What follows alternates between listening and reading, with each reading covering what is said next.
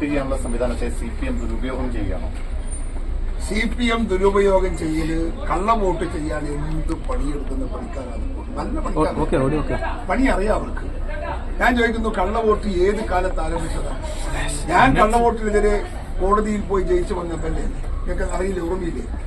അതിനു മുമ്പ് ഞങ്ങൾ പെറ്റീഷൻ കൊടുത്തതല്ലേ കള്ളവോട്ട് CPMന് ചെയ്യാതിരിക്കാൻ നിർവാഹമില്ല. ഇത് കിട്ടിയ ആനുകൂല്യം ദുരുപയോഗം ചെയ്യലാണ്. പ്രായമുള്ള ആളുകളുടെ വോട്ടവകാശം അത് 100% സുരക്ഷിതമാക്കാനാണ് ഉദ്യോഗസ്ഥന്മാർക്ക് അതിന് ഉത്തരവാദിത്വം കൊടുത്ത് അങ്ങനെ ഒരു നിയമവും അങ്ങനെ ഒരു ക്ലോസും ഉണ്ടാക്കിക്കൊണ്ടാകുന്നത്. അത് ചുളുവിൽ അടിച്ചെടുക്കുകയാണ് CPM.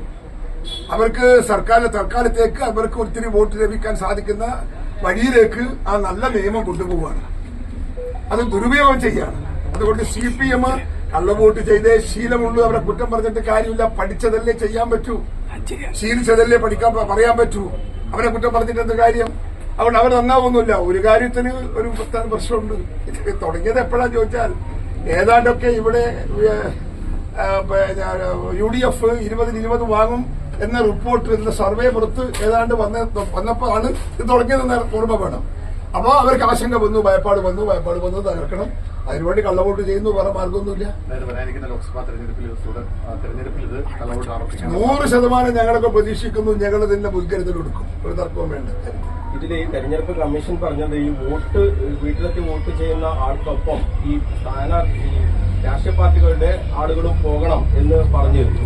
അതിലൊരു വീഴ്ച വന്നിട്ടുണ്ടോ? ഈ വീഴ്ച വന്നതല്ല. ശരിക്കും കോൺഗ്രസിന്റെ യഥാർത്ഥത്തിൽ അറിയിക്കേണ്ടുന്നവരെ വേണ്ട രീതിയിൽ അറിയിക്കുന്നില്ല എന്നുള്ളതാണ് സത്യം. കാരണം ഉദ്യോഗസ്ഥ തലത്തിലും രാഷ്ട്രീയമുണ്ട്.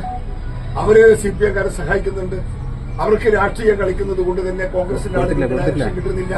ഡയറക്ഷൻ കിട്ടിയാൽ ഞങ്ങൾ പോകാതിരിക്കുന്ന വിഷയമില്ല. പോയിട്ടില്ലെങ്കിൽ പോകാതിരിക്കുന്നതിൽ ഉത്തരവാദിത്വം അറിയിക്കേണ്ടുന്ന ഉദ്യോഗസ്ഥന്റെ കൃത്യവിലോപമാണ്. അതിന് ഞങ്ങൾ പരാതിപ്പെടും. 5 പേരെ സസ്പെൻഡ് ചെയ്തിട്ടുണ്ട്. അത് തൃപ്തികരമല്ലെങ്കിലും ആശാസ്യമാണ്. അത്രയെങ്കിലും ചെയ്തല്ലോ. ഇടതുപക്ഷം ഭരിക്കുമ്പോൾ 5 പേരെങ്കിലും നടപടി സസ്പെൻഷൻ നടത്തി നടപടി എടുത്തു എന്നത് ആശാസ്യമാണ്. നമുക്കൊരു പുതിയ കോൺഫിഡൻസ് ആണ്. വെൽക്കം. ഇനിയും ഇതുപോലെ ഉണ്ടായി എന്ന് തന്നെയാണോ? എനിക്ക് CPMക്കാരെ അറിയുമ്പോൾ നിങ്ങൾക്കൊന്നും ആർക്കും അറിയില്ല. ഞാനതെല്ലാം ഇവരുമായി വളരെ എല്ലാം സ്റ്റഡികളാണ്. അവരെ ആക്രമണ സ്വഭാവവും അവരെ ആക്രമണവും രാഷ്ട്രീയ ബോംബ് പൊട്ടിച്ച് ഞാൻ ചോദിക്കുന്നു, ഈ തെരഞ്ഞെടുപ്പിന്റെ കാലഘട്ടത്തിൽ ആരെങ്കിലും ബോംബ് പൊട്ടിക്കുമോ? എന്നിട്ട് എന്ത് നുണയാ പ്രചരിപ്പിച്ച് അവസാനം ബ്രാഞ്ച് സെക്രട്ടറി തന്നെ പറഞ്ഞില്ലേ, പാർട്ടി പറഞ്ഞാണ് ഞങ്ങൾ ബോംബ് പൊട്ടിച്ചതെന്ന്. എന്താ മറുപടി അവർക്ക്? അവരാദ്യം പറഞ്ഞാൽ എന്താ മറുപടി? അപ്പൊ നിഷേധിച്ചല്ലോ, ഞങ്ങൾ അങ്ങനെ പറഞ്ഞിട്ടില്ല, ചെയ്തിട്ടില്ല, തീരുമാനിച്ചിട്ടില്ല എന്നൊക്കെ പറഞ്ഞില്ലേ? ബ്രാഞ്ച് സെക്രട്ടറി സ്റ്റേറ്റ്മെന്റ് ചെയ്യുന്ന ശേഷം ഒരുത്തൻ വായ തുറന്നു. ഈ വടകരയിലെ സൈബർ അതിക്രമത്തിൽ വലിയ പ്രതിഷേധം നടത്തുകയാണ് LDF. KK ശൈലജയ്ക്കെതിരെ കോൺഗ്രസ് നേതാക്കൾ. ടീച്ചർക്കെതിരെ അങ്ങനെ പറഞ്ഞെങ്കിൽ ഇത് തെറ്റ്, ഒരു തർക്കമില്ല. അത് പക്ഷെ പറഞ്ഞില്ലേ എന്നതിനെ കുറിച്ച് അത് വിവാദത്തിലാണ്. അതിന് നേരും സത്യവും കണ്ടുപിടിക്കണം. എനിക്കത് ശരിക്കും ഞാൻ ശരി ചെയ്തിട്ടില്ല ആ വിഷയത്തിലാണ്.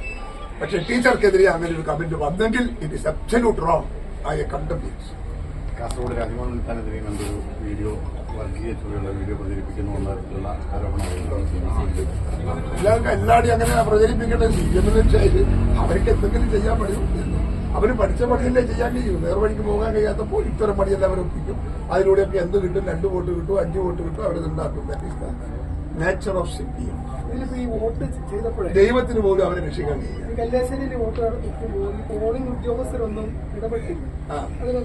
ഇടപെട്ടില്ലെങ്കിൽ ആ ഉദ്യോഗസ്ഥനെ അന്വേഷണ വിധേയമായി പുറത്തു നിർത്തി നടപടിയെടുക്കണം. കാരണം ഉദ്യോഗസ്ഥൻ should be a role model. ഇങ്ങനത്തെ ഒരു നടപടിക്രമത്തിന് ഉദ്യോഗസ്ഥന്മാർ റോൾ മോഡൽ ആവണം. റോൾ മോഡൽ ആവണമെന്ന് പറയുമ്പോൾ സത്യസന്ധരായിരിക്കണം. അവരത് തെറ്റിപ്പോകുന്നുണ്ടെങ്കിൽ അവർക്കെതിരെ നടപടി വേണം. അത് ആളുകൾക്ക് മറ്റുള്ളവർക്ക് അതൊരു മോഡലാണ്.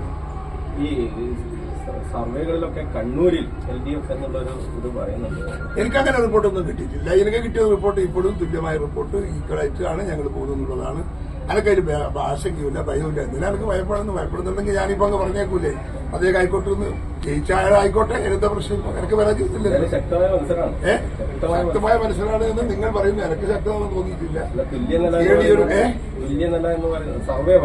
സർവേ അല്ലേ?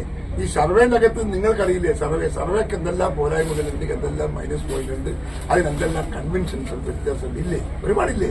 അത് ഓരോരാളെ അനുസരിച്ച് റിപ്പോർട്ടൊക്കെ വരും, സ്വാഭാവികം.